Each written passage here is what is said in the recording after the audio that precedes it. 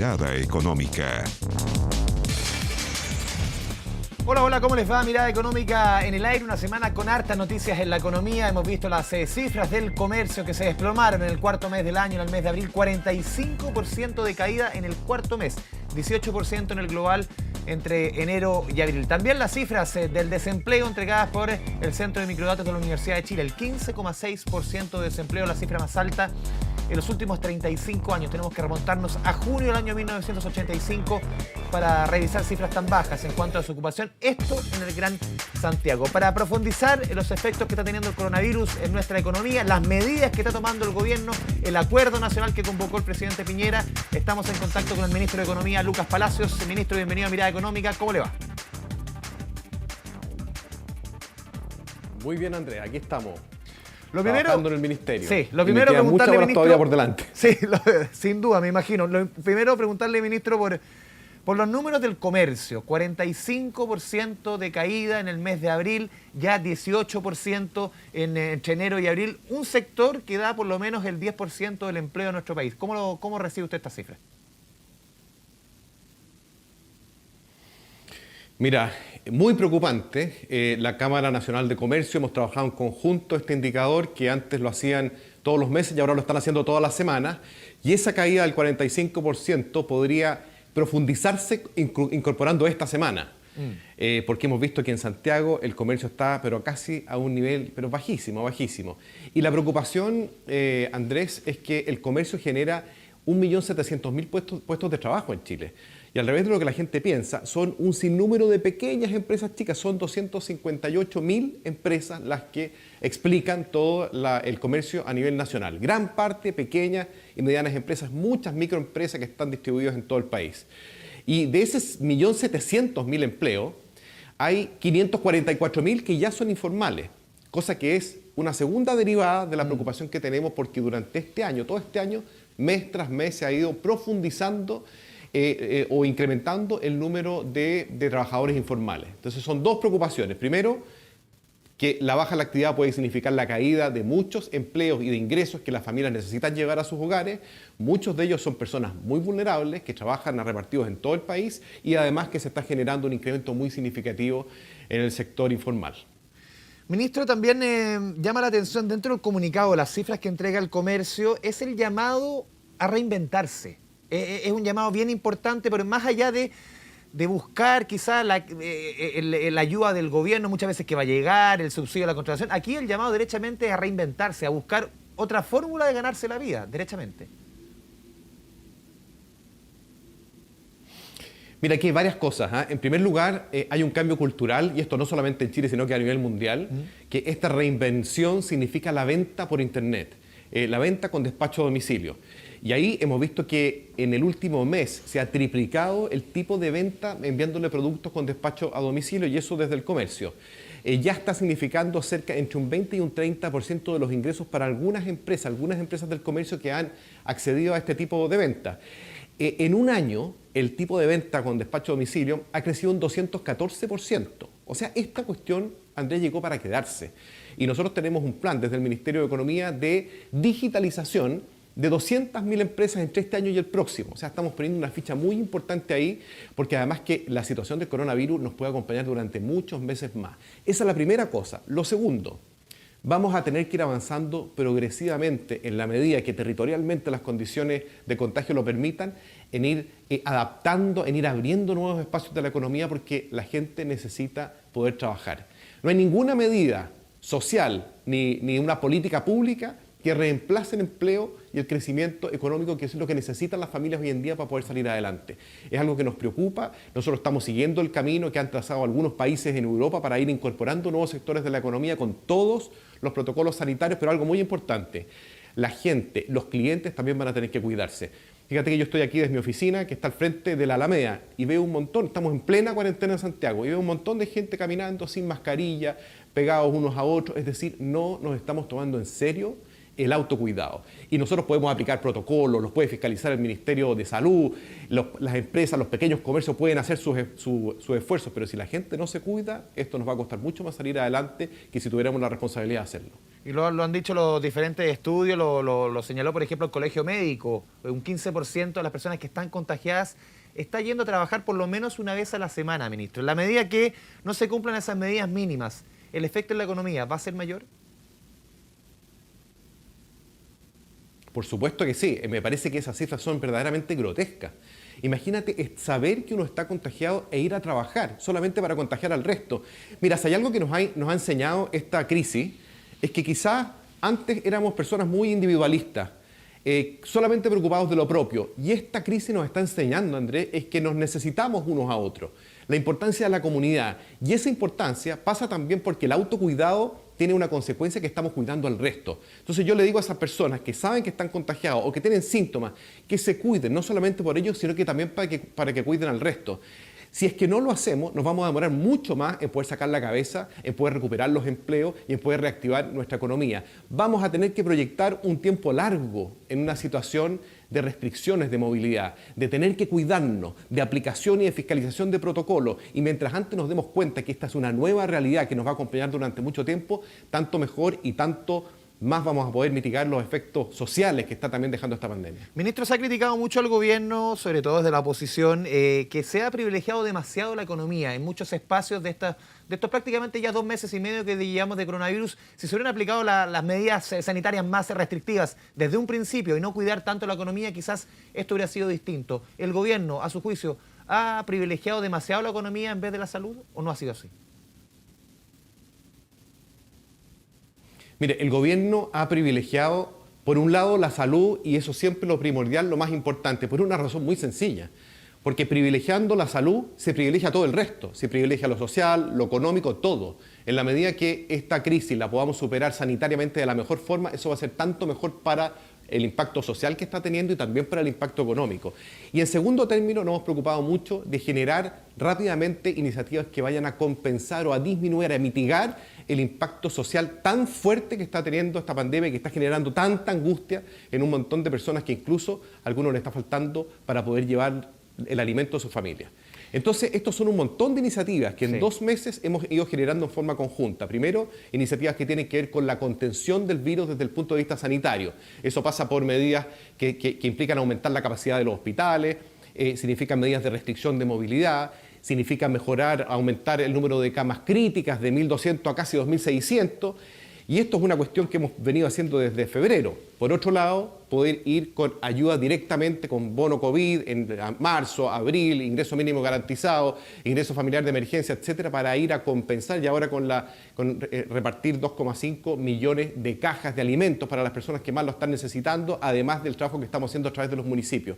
Medidas sociales para poder mitigar el impacto y medidas económicas que se van a ir gatillando en el tiempo, que las tenemos preparadas. Gestión de riesgo, inversión, apoyo al empleo, asociación público-privada, las cuales nos han permitido, por ejemplo, mantener la red de abastecimiento de productos y servicios básicos sana. Hoy podemos decir que en general en todo el país a la gente no le ha faltado acceso a los alimentos, en lo que son alimentos básicos para la vida, lo que es el agua, la luz, el gas, que son servicios básicos. Usted decía recién medidas que tienen preparadas. También dentro de este llamado al acuerdo social nacional que ha llamado el presidente, se ha criticado desde la oposición, economistas también, que las medidas del gobierno han sido a cuentagotas, que ha sido un poquito marrete en cuanto a soltar un poco la billetera, sobre todo en esta coyuntura. ¿Cómo recoge usted como ministro de Economía esas críticas de estas medidas a cuentagotas? Mire, es muy fácil ser criticón cuando se está sentado en la vereda del que no quiere colaborar. La verdad es que nada de cuentagotas. Hemos generado un incremento del gasto de 17.000 millones de dólares, cosa que no se había visto nunca en la historia del país. Lo que ocurre es otra cosa, Andrés. Lo que ocurre es que esta es una crisis que es flexible, va cambiando en el tiempo y por lo tanto uno tiene que tener la flexibilidad para poder ir en ayuda de la gente que más lo está necesitando. No sabemos exactamente de qué manera va a evolucionar, ni siquiera territorialmente, el virus. Hemos generado un montón de iniciativas para poder ir conteniéndolo territorialmente de la mejor forma posible, y esto con medidas de acompañamiento para mitigación social, con medidas económicas para ir reactivando ciertos sectores a través de protocolos y de fiscalización, Pero, y si es necesario, en el futuro podemos generar más recursos para poder ir en ayuda de las personas que realmente lo necesiten. Estamos trabajando día y noche para eso y en tan solo 2 meses ya se han aprobado varios proyectos de ley y hemos generado medidas que están llegando a las personas. Ahora, cosas automáticas, la verdad es que es muy difícil pedir cosas automáticas a estas alturas. La verdad es que nosotros estamos trabajando día y noche, 24/7, todo el gobierno, también con una complementación con el sector privado, que nos han ayudado bastante. Sí. Para poder hacer que estas cosas funcionen. Pero lo que yo le pediría a la oposición y a todas las personas que realmente están poniendo a los chilenos y chilenas en su corazón por delante es que trabajemos con unidad, porque lo que necesita Chile son autoridades que estén a la altura. ¿Y qué significa eso? Significa autoridades a nivel nacional, a nivel local, partidos políticos de todos los sectores del ámbito político, porque necesitamos trabajar entre todos con unidad. En la medida que logremos esa unidad, vamos a poder ir con mayor ayuda a las personas. ¿Cuál cree usted que son los errores, ministro, que reconoció las últimas horas, que lo señaló en sus palabras el presidente Piñera y que se pueden enmendar de aquí en más? Por supuesto, yo creo que mire, pensar que hemos hecho todo perfecto es tan alejado de la realidad como pensar que hemos hecho todo mal. Aquí probablemente estamos en un punto medio donde vamos día a día mejorando las cosas. ¿Pero fue triunfalista, perdón, el gobierno, ministro? Y que lo estamos haciendo. Esto es una situación... ¿Perdón? ¿Fue triunfalista un poco el gobierno, sobre todo hasta hace 2 o 3 semanas, cuando se hablaba todavía del retorno seguro, de la normalización, de esta vuelta a la normalidad? ¿Fue un error derechamente? Y al final, sobre todo en materia, cuando se decía que se privilegiaba la economía, ¿fue un error? ¿Fue triunfalismo o fue otra cosa? Yo creo que no es un error privilegiar siempre la economía. Cuando se privilegia la economía, se está privilegiando el empleo, los ingresos de la familia, se está privilegiando lo social. Desde ese punto de vista, yo pienso que es complementario a hacerse cargo de la situación de salud. Lo que ocurre es que preocuparse de la economía no significa generar acciones ahora, en este momento, que es cuando tenemos un perfil muy alto de contagio, sino que preocuparse también es generar las medidas para que se vayan gatillando en el tiempo cuando las condiciones sanitarias lo permiten. Y respecto del triunfalismo, mira, yo creo que hace algunas semanas atrás todos en el país observamos que las cifras parecían estar yendo por un mejor camino. ¿Qué generó eso? Generó una falta de autocuidado. Y cuando se genera falta de autocuidado, vimos fiestas en algunas comunas, vimos otras situaciones, gente que se iba en helicóptero a otros sectores. La verdad es que necesitamos cuidarnos mucho, porque es la única forma en que podamos contener el contagio. Y ahora estamos viendo, al menos en la región metropolitana, un alza a nivel de contagio y por supuesto que tenemos una cuarentena, tenemos las medidas de restricción de movilidad y sin embargo yo me asomo por la ventana y sigo viendo que hay personas que andan sin mascarilla, sin darse cuenta del riesgo que están corriendo. Pero usted menciona que, claro, las buenas cifras en su minuto generaron cierto relajo en la población, pero también, yo recuerdo también desde el Ministerio de Economía, también en conjunto con la Cámara de Comercio, generaron una suerte de protocolo para la vuelta del comercio. Eso también va generando un ambiente para que la gente diga, vamos a volver a funcionar como estábamos antes, ¿o no? No estoy de acuerdo para nada, porque los protocolos que nosotros generamos son exigencias para echar a andar distintos locales comerciales, pequeños, medianos y grandes. En varias regiones esos protocolos están funcionando al 100%, porque el nivel de contagio regionalmente es completamente distinto y la verdad es que ahora las regiones son las que están empujando el país hacia un poquito de actividad económica, no es la región metropolitana. Y desde ese punto de vista, a mí me parece que publicar protocolo y que hemos ido publicando progresivamente, lo que hace es generar las exigencias para que cuando llegue el momento en que sanitariamente es recomendable, entonces de a poco, gradualmente, con todas las medidas, se vayan generando las condiciones para abrir. No es un empuje a que se abra antes de tiempo, para nada. Ministro Palacios, también usted, los últimos años, más o menos 10 días, usted señaló que la banca está eligiendo filete y dejando de lado el guachalomo. Una analogía que no le gustó mucho a la banca, sobre todo en este tema de la ley de crédito, de financiamiento a las pymes, la línea de crédito COVID-19. Ya han pasado varios días. ¿Ha cambiado su opinión respecto a esta postura de la banca? ¿Cómo ha abordado el financiamiento de las pymes? Sí, bueno, en primer lugar, esta carreta hay que empujarla y yo soy de los que me toca empujar la carreta ¿Para qué? Para poder llegar, ojalá, con la inyección de liquidez que necesitan las pequeñas y medianas empresas que no tienen mucha capacidad de resistencia. Y desde ese punto de vista, por supuesto que estamos actuando con sentido de urgencia y pidiéndole a la banca que se mueva lo más rápido posible. Y la verdad es que estos últimos días hemos visto que han ido agarrando bastante ritmo, un ritmo que crece todos los días del orden del 17% diario. Y eso es bastante. Nosotros esperamos terminar esta semana por sobre 5.000 millones de dólares en el mercado, ya en la economía. Y eso es bastante alto y yo ahí reconozco el esfuerzo que varios de los bancos están haciendo por agilizar sus procesos y por poder cursar estos créditos.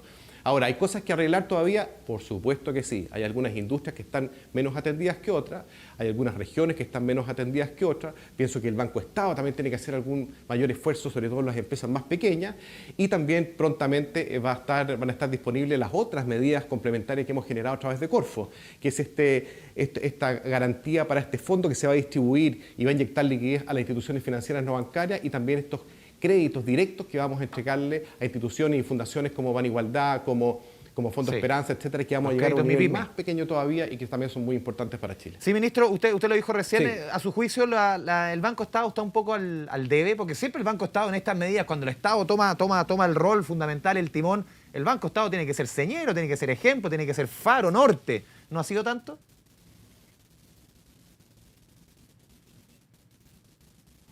Sí, efectivamente, sí, se me metió alguien hablando, pero en fin, voy a contestarlo al Banco Estado.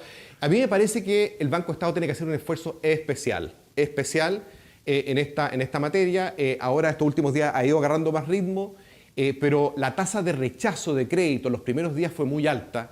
Andrés, yo he conversado con la gente del Banco Estado y están resolviendo eso. Es decir, si es que hay un banco que tiene que estar del lado del más pequeño, el que necesita una inyección ahora para no desangrarse, es el Banco Estado. Así que ya está reaccionando y ya, mira, todos los bancos han ido agarrando ritmo, por suerte. La verdad es que los créditos en general en la banca, en todos los países, cuando existe una recesión, se empiezan a restringir y aquí lo estamos multiplicando entre 3,5 y 4 veces.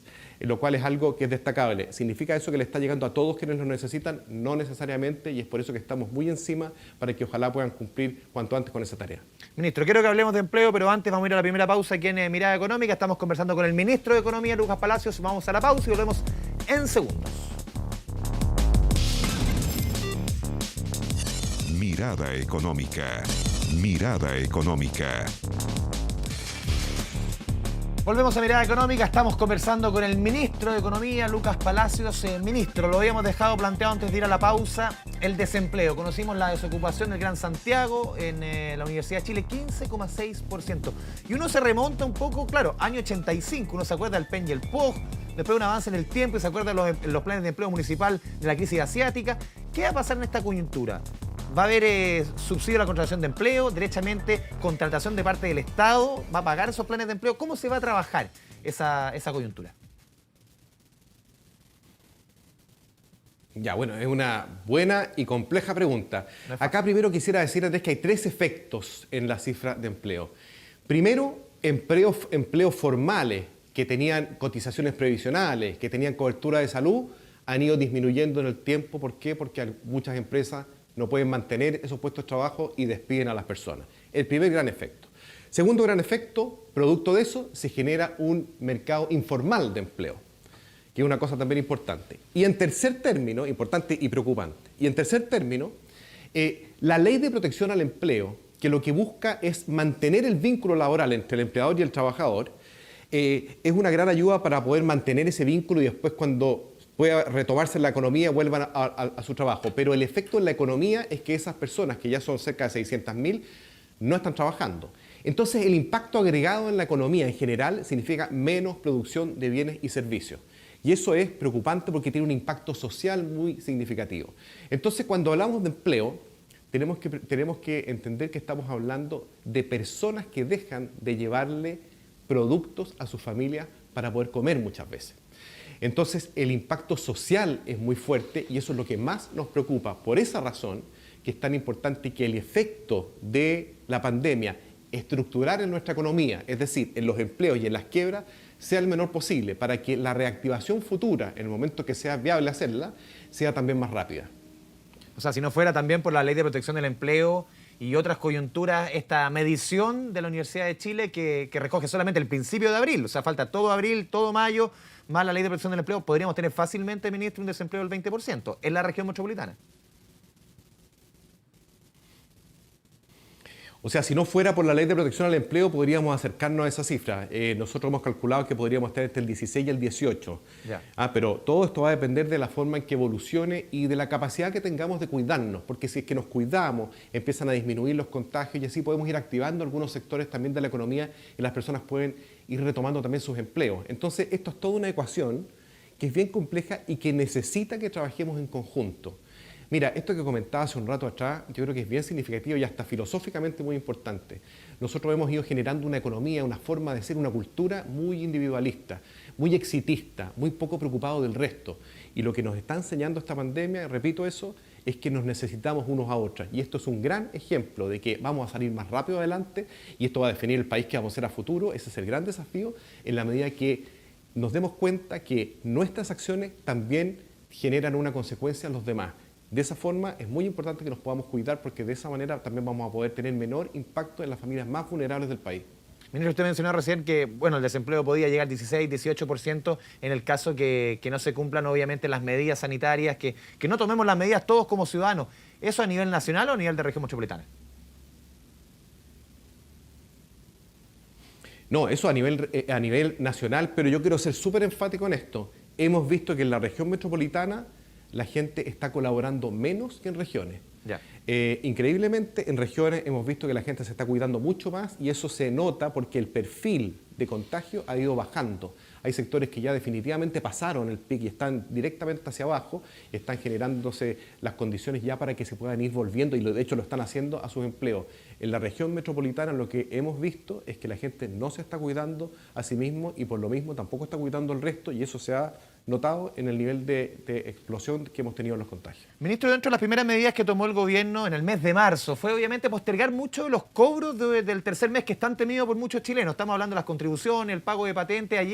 Hace algunas horas la ministra Hut anunció algunas medidas para el transporte, pero puntualmente para el resto de los chilenos. Se está tratando también de chutear, usar un término futbolístico nuevamente, porque ahora junio es el nuevo marzo.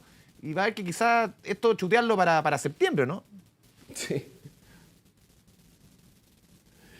Bueno, estamos viendo en cada sector económico le aprieta el zapato de forma distinta. En el caso de los transportistas que planteaba la ministra Hut, hemos estado trabajando en conjunto para poder lograr que exista una postergación del pago de los permisos de circulación. Pero hay otras industrias que necesitan otro tipo de medidas. Mira, la liquidez que necesitan, ¿por qué quiebran las empresas? Grandes, medianas y chicas, porque se quedan sin plata, porque no tienen liquidez. En este caso porque no pueden vender, entonces no tienen ingresos, ¿cierto? Y eso significa que entonces no pueden pagar el arriendo, no le pueden pagar a sus empleados y finalmente terminan quebrando. Entonces, y esa liquidez se puede resolver desde varios puntos de vista. Primero, generando créditos con facilidades, tal cual lo hemos generado con el FOGAPE y ahora también lo estamos haciendo a través de Corfo con los dos mecanismos que comentamos anteriormente. Y también alivianándoles la carga de pago. ¿Qué significa eso? Significa postergación de pago de impuestos, postergación de pago de contribuciones, postergación de pago de permisos de circulación, etc. Entonces también estamos tratando de generar esas medidas complementarias, de tal manera de darles un alivio, un respiro a la gente y a las empresas que tienen que pagar en los próximos meses. Ministro, lo último, no le puedo dejar de preguntar por el tema de la TAM, que ha sido uno de los temas de la semana, lo dijo el ministro Briones, que es una industria estratégica, es una empresa estratégica, una empresa muy importante. Se van abriendo el abanico de oportunidades en que el Estado puede derechamente entrar acá. El ministro dijo, en conversación con Canal 24 Horas, en las últimas horas, dijo, a ver, esto es una inversión, no es un gasto. ¿Por qué es una inversión que el Estado pueda entrar, por ejemplo, en una empresa como la TAM? El Estado, lo que nosotros estamos haciendo es generar las condiciones para que ojalá ninguna empresa quiebre en el país. Y eso va por inyección de liquidez, como decía, postergación de pagos, por otro lado. Estamos haciéndole modificaciones a la ley de insolvencia, que es la ley de quiebras. ¿Para qué? Para favorecer que existan reestructuración, renegociación y no liquidación, tanto para empresas como para personas. El caso de LATAM es una empresa internacional, de hecho transa sus acciones en la bolsa de Estados Unidos, y ellos se acogieron al capítulo 11 de la ley de reestructuración de renegociación, que es la ley de quiebras que hay en Estados Unidos.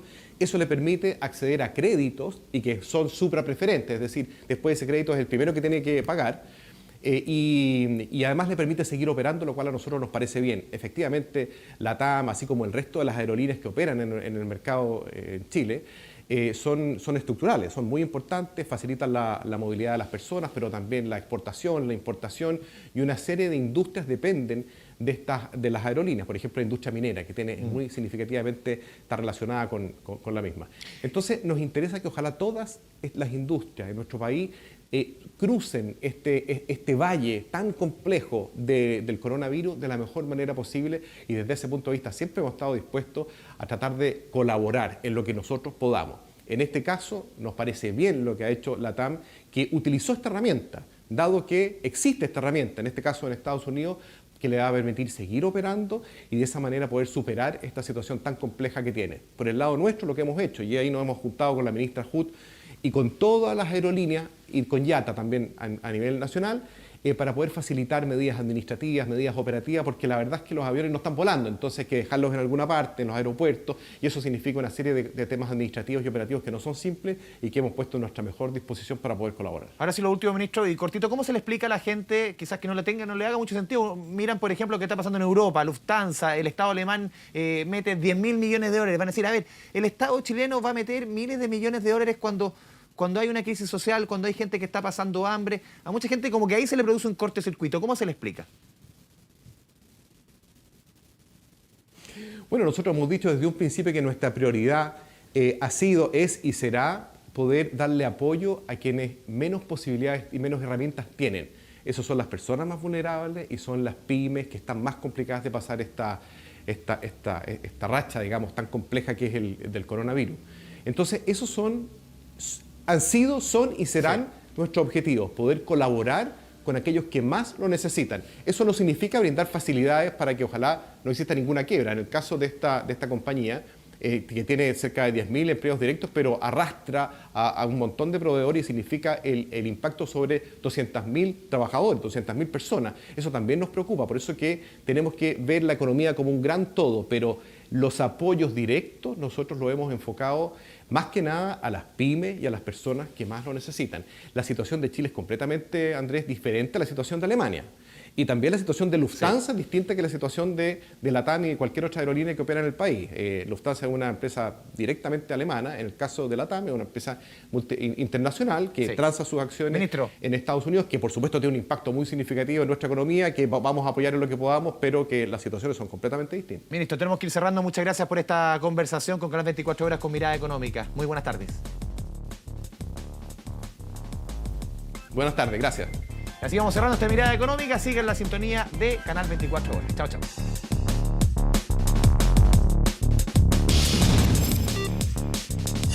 Mirada Económica.